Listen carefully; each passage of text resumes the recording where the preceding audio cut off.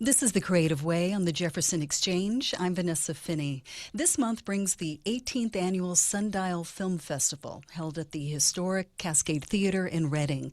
The one-day festival on March 21st will present 3 blocks of independent films, including a block devoted to movies shot in Shasta County. To learn more about the festival and what its impact has been on the culture of the region, I'm talking with festival director Tyler Ferris and filmmaker Autie Carlisle, whose film Herencia y Raíces is one of 6 films to be showcased in this year's local block. Welcome to you both. Thank Thanks for you. having me. Tyler, I mentioned the 3 blocks of films. Can you give us now a fuller overview of this year's events with some highlights before we zero in on the locals block?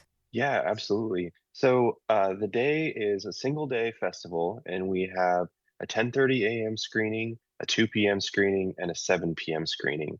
And those are all kind of set up so you can explore our downtown in between movies, and they're set up in a tiered way so that the whole family can enjoy. So the 10:30 is more of a G-rated screening, the 2 p.m. is more of a PG, and then the 7 p.m. is a PG-13. So it's a very family-friendly oriented event with a lot of additional fun, not just movies. But these are all independent films from the California region as well as internationally. And we have a lot of great locally produced films this year, which we're really excited about. Okay, and I understand you've got some big names that could be in attendance this year. Yeah, we do. We have a couple, what I call celebrity guests. We definitely feel like everyone's a celebrity, but they're really fun working in the industry.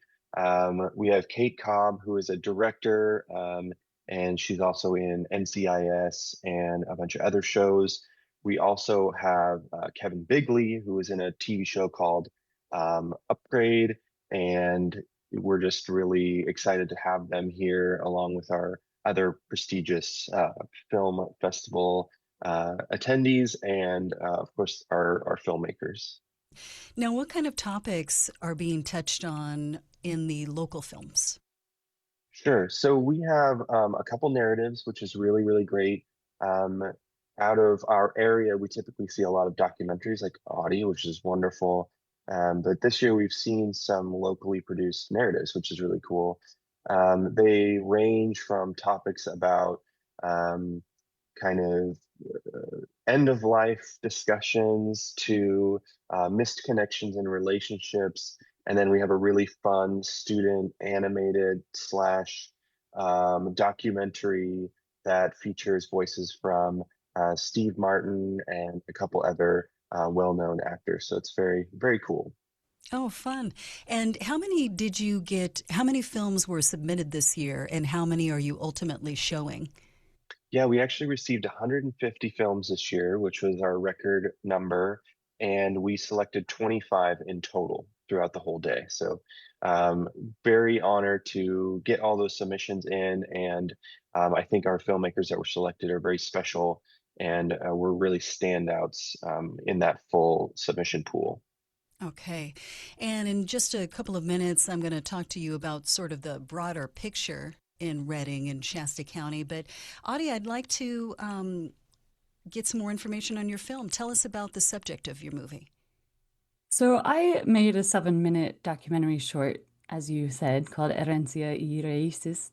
And it's about a dance group of children in a very rural area called Tulelake, which is actually in Siskiyou County, just right under Oregon. And they have been practicing dance for a few years. And Siskiyou County Arts Council had known that I had been filming about that community since 2023. And so I honed in on talking to the parents about what sort of commitment that takes from them to keep this going because they have very limited resources, not a building that they can practice in the winter. And yet they're ferociously cute and they're very tenacious and they bring their culture through this dance. And so it's just a short video about that. Let's play a clip. This is from Herencia y Raíces. This is one of the moms involved, Cecilia Alvarado. She's talking about some of the challenges the group has faced, as you mentioned. Palas. Palas. Hey. We do make a lot of sacrifices, especially during harvest season when everybody's busy and it's hard to everybody get like on the same schedule. 4, 5, 6, 7. We have always dealt with where to make those dances, where to have practice. But during the winter, it's really difficult to get a place that's warm for the kids. So it has been a little difficult for her to find like a place to practice. Okay, I love that clip. At the beginning, you hear Ruby, the leader, saying faldas. That means, twirl your skirts, twirl your skirts. A reminder, if you're just joining us, that this is The Creative Way on the Jefferson Exchange. I'm Vanessa Finney. I'm talking with the festival director of the Sundial Film Festival, Tyler Ferris, as well as one of the filmmakers being showcased this year, Autie Carlisle. Autie, how did you learn about this group back in 2023 or before then, and what made you want to tell this story? So I was born and raised in Mount Shasta, California, and I started a documentary series called Shasta Stories around 2021. And I was just focusing on areas that were in the south part of the county because that was more familiar to me. But I made a point to get to know other towns in Siskiyou County. And so I started spending time in Tulelake. They had a Day of the Dead celebration that I went out and I filmed. And slowly I just started to make friendships and relationships and ask people about their stories. How did they end up in Tulelake? What makes it home to them? And that brought out more of the history of the braceros and that the Mexican American community, which is now about 75% of the population in Tulelake, is, they started coming there in the 70s. And so I wanted to see what that culture looks like. I know that there's a lot of challenges when you sort of have one foot in each culture. The second generation of individuals that are born there, how do they identify? Are they Mexican? Are they American? Are they both? What does that mean to them? And so this dance group was sort of a byproduct of getting to know that community, which is so rich, and there's so many stories there. So this is just a little teeny pocket, but I found them very inspiring and very welcoming. And just from as far as what you've witnessed, what has this focus on and celebration of this heritage meant for that Mexican American community? I think it has reflected back their beauty to them. I find that when I film a lot of individuals in rural areas that maybe don't consider their story important or notable, that when someone comes and they give space to that and they ask questions and they take time and they make something beautiful that then shows at places like the Sundial Film Festival, they kind of look around and they stand a little taller maybe and they're excited to share that with each other and to continue that. It gives it a little bit extra value, which of course it had the whole time. Right. Having seen the short film, I can speak to that. The girls involved just look so delighted and so proud of this, and it's really neat to see. I want to zoom a little bit out with your work because last year I was speaking with some Southern Oregon filmmaker, and he singled out you as one of his favorite filmmakers. So I know your Shasta Stories has been having an impact. Can you just single out a few of your past subjects and maybe what you're looking forward to zooming in on next? Yeah, I've made 24 episodes now, and they started as just little profiles about individuals and kind of their quirkiness. And then as of late, I've been focusing more on communities. And so I did a documentary about Charlie Bird, who was the first Black sheriff in all of California, and he was from Lincoln Heights and Weed. And that story had never been told, and the archive footage had never been organized, and so that was a real honor to share that story. We have 5 different indigenous groups in Siskiyou County territory, and so I've been integrating their stories, even if that's just as part of a film or as a total feature. Last year at Sundial, I was able to show a documentary that mostly focused on the town of Weed and Dunsmuir, but it was about the hobo community and how over the years it's changed from the wartime, which was mostly men, to a very queer, gay, and trans community that is full of artists and musicians.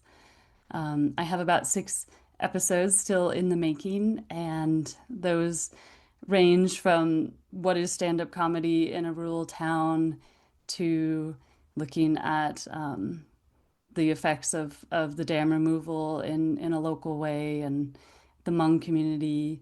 And then I also have the film that I've completed now in Tulelake, which is more about what I was saying, the agricultural community from the Mexican American Light, which has never been archived. And that is where my head is at today. I'm finishing that film as we speak. Okay, exciting. And if somebody wants to follow your work, how can they do that? They just go to www.shastastories.com Okay. and they can watch all of those episodes. And then I usually tour them around the area before releasing the new ones online. Tyler, back to you now. So obviously this film festival is providing a really important platform for these local stories to be told, like the ones Autie is bringing and other filmmakers. What larger work are you doing in the bigger creative ecosystem through your work, your organization's work with the Shasta Media Coalition? Yeah, absolutely. About 2 years ago, I started a nonprofit with a group of other filmmakers called the Reading Film Fund. And our main goal with that was to kind of take the Sundial Film Festival and elevate it to another level. Since it's been going on for so long, it had just become kind of a routine thing. And with myself as a filmmaker and a couple of our other board members, we saw the importance of this, and we saw an opportunity within our area to not only develop and strengthen our film festival, but also support the filmmakers in our region to produce more films to then submit to the Sundial Film Festival, and then, of course, to other festivals around the world to spread the word about Shasta County and Northern California and rural communities that aren't always elevated. And as a filmmaker who has submitted to the Sundial, I mean, over the last 12 plus years, I always was, hey, when's your next one? Hey, when's your next one? Hey, when's your next one? But what I never really received was the how do we help you make the next one? And that's where our organization decided, hey, we need to help these filmmakers produce things because there's not really an industry in Reading, specifically where I'm at, and even the outlying communities, there's not really a heavy industry. So we started building things like the Shasta Media Coalition, which is a coalition of people that meet together once a month, where we do technical trainings, we do test shoots of scripts, we do table reads. We just are kind of coming together to build this community so that when a project comes to our region, we are equipped with skilled laborers. We have job shares, equipment shares, which is huge when you don't have a lot of access to equipment. So it's a really, really cool community that we're building with the hope that we can bring more productions to our region and be a filmmaker, a paid filmmaker in our area. Thank you for underlining paid for Yes. creative work. These are professional pursuits. Well, that all sounds very empowering, and the surrounding community, the movie goers, can only benefit from that as well. So that work sounds excellent. Thank you so much for taking time to talk with me today. My guests were Tyler Ferris, the Sundial Film Festival director, and Autie Carlisle, a filmmaker whose film Herencia y Raíces will be in this year's festival. Thank you both. Thank you. Thank you, Vanessa. And we'll end the show with a music clip from Audie's film.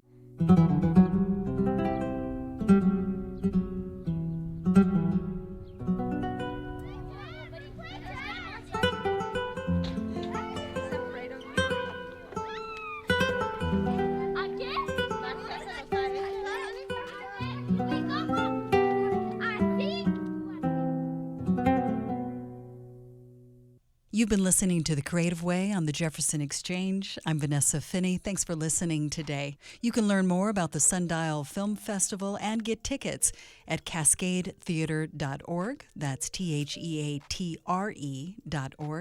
And you can listen to these conversations and more at jeffexchange.org.